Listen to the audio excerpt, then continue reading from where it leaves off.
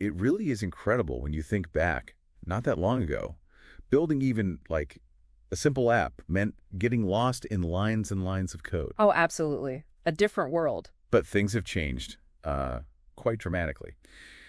So today we're really diving into something fascinating, this intersection of no-code and low-code platforms with, well, artificial intelligence. A really hot topic right now. It is. And you, our listener, actually pointed us towards an episode from The Rise of DevTools AI.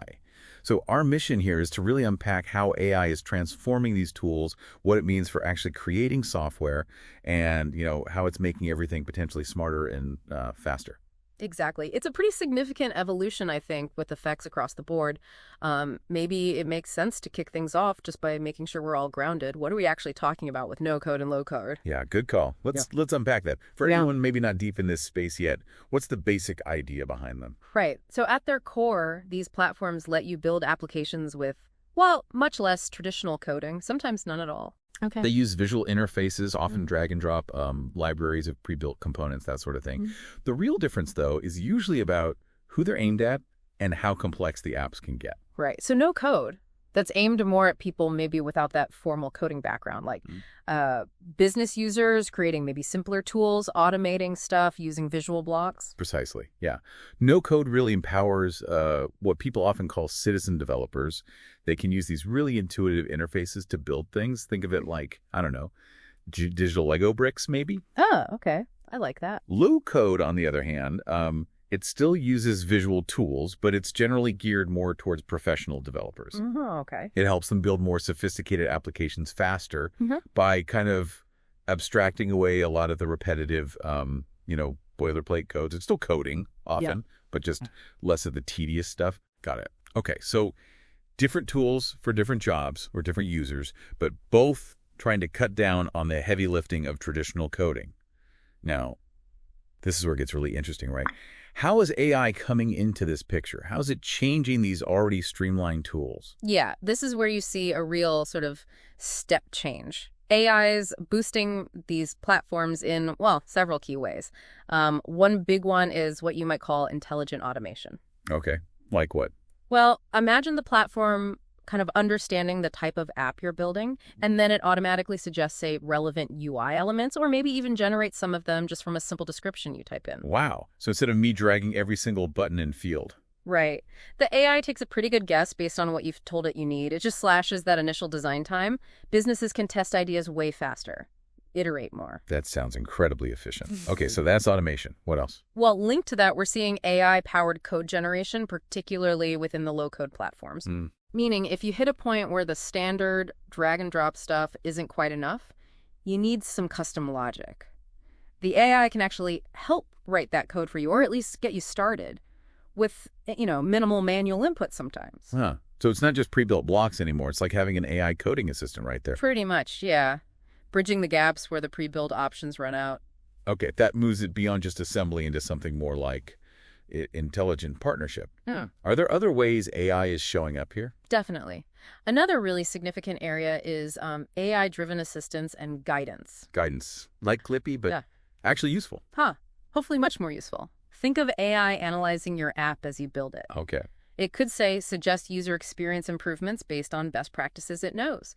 Or, really importantly, flag potential security issues that maybe someone who isn't a security expert might miss. Oh, wow.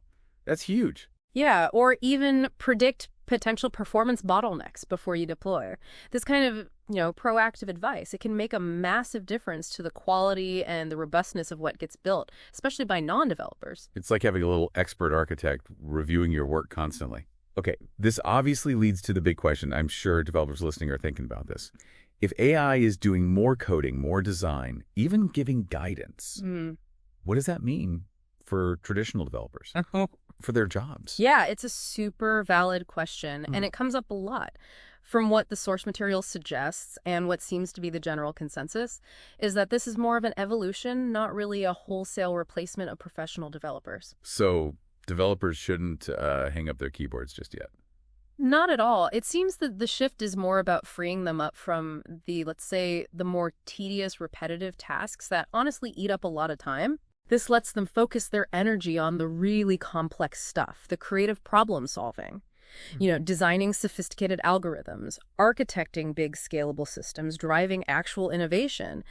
Things AI isn't close to doing yet. Okay, that makes sense. It's about augmenting them, letting them operate at a higher level. So are there specific ways developers can actively use these platforms now to their benefit? Oh, absolutely. The source mentioned a few good use cases. Rapid prototyping is a big one. Oh, yeah. Quickly spin up a concept, test it, get feedback without getting bogged down building all the underlying plumbing from scratch. Makes sense. Fast iteration. Exactly. Yeah. And also building internal tools, dashboards, simple workflow apps, stuff that's necessary but maybe doesn't warrant weeks of custom dev time. Or even handling specific parts, specific modules of a much larger application. Frees them up for the core logic. Okay, so it becomes another powerful tool in their toolbox, basically. Yeah. All right, let's shift gears a bit and look forward. Where could this go? What happens as AI gets even more deeply integrated? The potential is, well, it's pretty transformative, honestly. You can imagine AI becoming even more fundamental to these platforms, building increasingly complex apps with even less direct human coding needed. Like, what kind of complexity? Well, think about AI maybe automatically generating entire back-end systems, databases, APIs, just based on a natural language description of what the app needs to do. Whoa. Okay, that's a leap. It is. Or platforms that learn from, all the projects built on them and then proactively suggest optimal architectures or features for your new project based on that collective knowledge. That's almost mind-bending. It sounds like it could just compress development cycles massively. Precisely. The potential for really dramatic cuts in development time and cost is huge, which in turn means businesses could get ideas to market incredibly quickly. It sounds incredibly powerful, almost utopian in a way. Yeah. But the source we looked at also flagged some warnings, right? Some potential downsides. What are the key limitations or risks we need to keep in mind? Yeah, absolutely critical to talk about those. One really significant one is vendor lock-in. Meaning you get stuck with one provider. Essentially, yeah. If you build core business functions on one specific no-code or low-code platform, moving away from it later or trying to customize beyond what they allow, that can become really, really difficult and expensive. You're kind of tied to their ecosystem, their pricing, their future roadmap. That's a big consideration, definitely. Yeah. Investing heavily in one basket. What are the AI itself? You mentioned guidance, but the source also talked about the black box issue. That's right. Look, some AI models, especially complex ones, can be pretty opaque. It's hard to know exactly why they made a certain recommendation or generated a specific piece of code. Okay. This black box nature, it can make debugging really tricky. If something goes wrong in the app and part of it was AI generated, figuring out the root cause can be tough if you can't see the AI's reasoning. Right, you get the output, but not necessarily the working out. I can see how that would be frustrating or even risky when troubleshooting. It can be, yeah, especially for complex or critical applications. Yeah. And then there's security, too. While AI might flag some issues, you still need to understand the underlying architecture generated by the platform and ensure it's secure, especially for handling sensitive data. You can't just blindly trust it. Good point. Trust but verify, always. Finally, the source brought up something interesting about education. How might all this change what future software developers need to learn?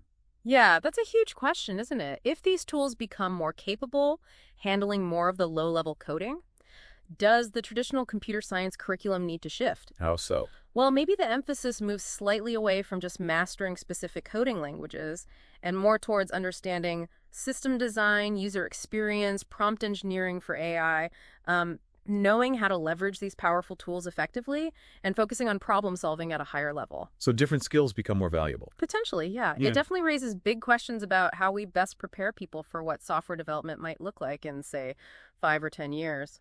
These are definitely crucial things to think about as the tech evolves. Okay, so let's try and bring this all together. What are the main headlines from our deep dive today on AI meeting no-code, low-code? I think the core message is pretty clear. AI is giving these platforms a massive boost. It's making software creation genuinely more accessible to more people, that democratization idea. Right. It's speeding up development cycles significantly.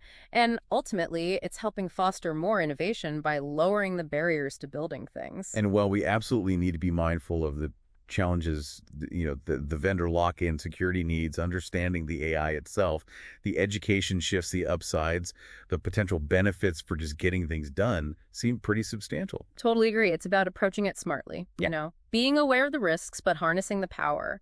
If we do that, the future of building software could be way more efficient, accessible, and hopefully impactful. It's a compelling picture. Okay, fantastic overview. And maybe just one final thought for you, the listener, to chew on. If creating software really does become much more accessible, less dependent on deep coding skills, what new ideas could you bring to life? What problems in your field or just things you're passionate about could suddenly become solvable? Something to think about.